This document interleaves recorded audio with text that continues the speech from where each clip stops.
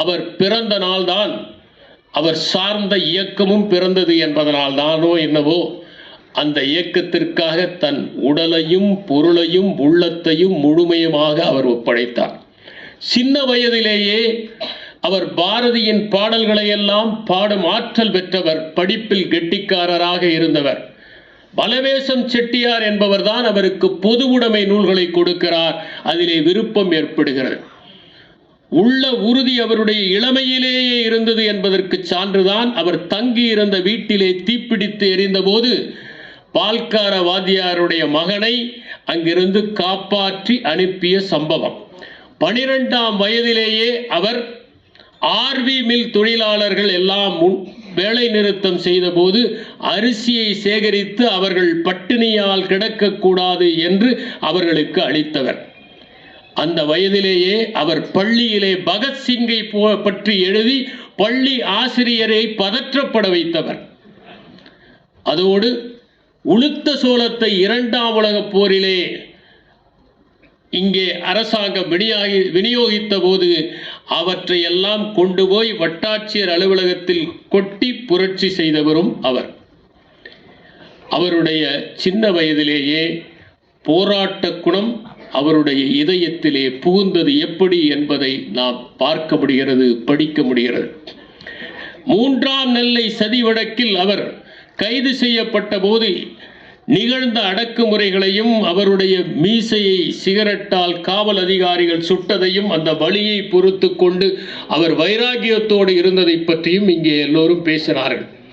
சிறையிலே இருப்பது காட்டிலும் கொடுமையானது அந்த சிறையிலே தன்னோடு யாரெல்லாம் கைது செய்யப்பட்டார்களோ அவர்கள் வரிசையாக தூக்கு மேடைக்கு செல்வதை பார்ப்பது. அவ்வாறு கைது செய்யப்பட்ட 22 பேர் தூக்கு மேடைக்கு செல்கிறார்கள். அவர்கள் தூக்கு மேடைக்கு செல்வதை பார்த்து உள்ளம் எப்படி பதபதைத்திருக்கும் என்பதை நம்மால் உணர முடிகிறது. அப்படி தூக்கு மேடைக்கு அழைத்து செல்லப்பட்ட தூக்கு மேடை பாலு என்று சொல்லப்படுகின்ற தோழர் அடுத்த நாள் தூக்கு, ஆனால் சிறிதும் கலங்காமல் இருக்கிறார். முதல் நாள் கூட MP சீனிவாசனுடைய பாடல்களை உறக்க பாடிவிட்டு அவர் செல்கிறார் என்பதை அவர் குறிப்பிட்டிருக்கிறார். 7 ஆண்டுகள் சிறைவாசத்திற்கு பிறகு வெளியே வருகிறார். ஆனால் சிறையில் இருந்த போதும் அதற்காக நடத்திய போராட்டங்களால் அங்கிருந்து வெளியே வந்தபோது சிறையிலே இனி செல்ல போகிறவருடைய வாழ்க்கை சற்று வசதியாக இருப்பதற்கான வழிமுறைகளை செய்து கொடுத்தவர். அந்த சிறை வாழ்க்கையிலும் அவர் தொடர்ந்து படித்தார், நூல்களை எல்லாம் வாசித்தார். மாஜி கைதி கண்ணன் என்கிற பெயரிலே கவிதைகளையும் கட்டுரைகளையும் கதைகளையும் எழுதினார். அந்த கதைகள் கூட சாதி வேறுபாடுகளை குறித்தும் அடக்குமுறைகளை குறித்தும் எழுதப்பட்டவைதான். சிறையிலே 12 நாட்கள் 19 நாட்கள் உண்ணாவிரதம் இருந்த காரணத்தால் அவருடைய உள்ளம் பெற்ற வைராகியம்தான் கடனா நதியிலே ஒரு அணை கட்ட வேண்டும் என்கின்ற போராட்டத்தில் தொடர் உண்ணாவிரதத்தை இருக்க வைத்து கடைசியில் கடனா நதியில் அந்த அணை கட்டப்பட்டதற்கு காரணமும் பெரியவர் நல்ல கண்ணுதான். அவர் தீவிரமான படிப்பாளி, அதே நேரத்தில் படைப்பாளி. அதனால்தான் 1000 பக்கங்களுக்கு மேல் கொண்ட புதிய தரிசனம் புத்தகத்தை 2-3 நாட்களில் வெளியிட வேண்டும் என்று கொண்டு வந்து கொடுத்த போது முழுவதையும் படித்து குறிப்புகள் எடுத்து அதை மேடையிலே சுட்டிக்காட்டி பேசினார் என்பதை நாம் பார்க்க முடிகிறது. இங்கே பேசுகிற போது பெரியவர் திரு வைகோ அவர்கள் ஒரு கருத்தை குறிப்பிட்டார்கள். அவர் எவ்வளவு நேர்மையானவர் என்று. பேரறிஞர் அண்ணா அமெரிக்கா செல்ல வேண்டும், நடிகர் SSRஐ அழைக்கிறார். உன்னிடம் ஏதாவது கோட் இருந்தால், அதுவும் குறிப்பாக திரைப்படத்திற்கெல்லாம் தைத்திருப்பாயே, கொண்டு வா, அதை சற்று சின்னதாக்கி நான் தைத்து கொண்டு அமெரிக்காவுக்கு போகிறேன் என்று. அப்போது SSR புது கோட்டே வாங்கலாம் என்று சொன்னபோது அண்ணா சொல்கிறார், அதற்கு பிறகு நான் அணியவா போகிறேன் என்று. காமராஜர் அவர்கள் ரஷ்யாவிற்கு செல்வதற்காக ஒரு கோட் தைக்கப்பட்ட போது வேண்டாம் என்று மறுதளித்து விட்டு நம்முடைய உடையிலேயே அவர் ரஷ்யாவிற்கு சென்றார். அந்த கோட் அவருடைய நினைவு இல்லத்தில் இன்றும் மாட்டி அந்த செய்தி எழுதி வைக்கப்பட்டிருக்கிறது. பெரியவர் நல்ல கண் அவர்கள் சீனாவிற்கு செல்ல வேண்டும், ஒரு பையை வாங்கி கொண்டு வாருங்கள் என்கிறார்கள். ஒரு பையை வாங்கி கொண்டு வந்து கொடுக்கிறார்.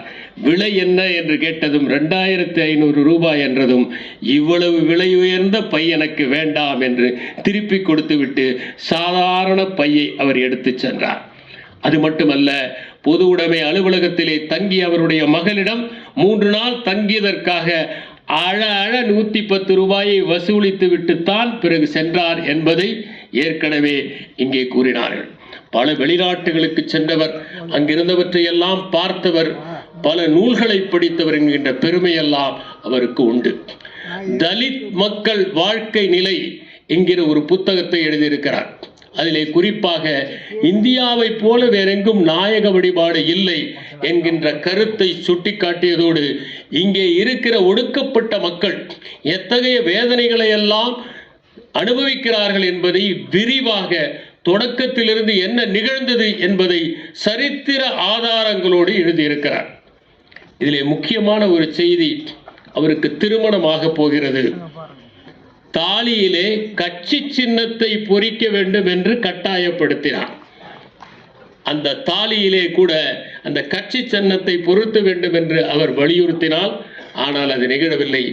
அவருடைய இந்த பெருமைக்கெல்லாம் காரணம் அவருடைய மனைவி திருமதி ரஞ்சிதம் அம்மையார் அவர்கள் மிகுந்த அர்ப்பணிப்போடும் தியாக மனப்பான்மையோடும் அவர் தன்னுடைய வாழ்க்கை துணைவராக இருந்தவருடைய கொள்கை பிடிப்புகளுக்கெல்லாம் ஈடு கொடுத்தவர் என்பதை நாம் பார்க்க முடிகிறது.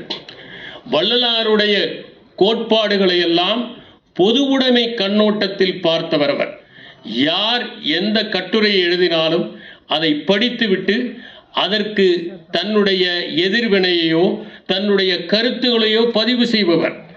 மகேந்திரன் அவர்கள் ஒரு கட்டுரையை நவசக்தியிலே எழுதினார் என்பதை பார்த்து அவர் வருகிற போது அந்த கட்டுரையை பற்றி விமர்சனத்தையும் சொன்னார்.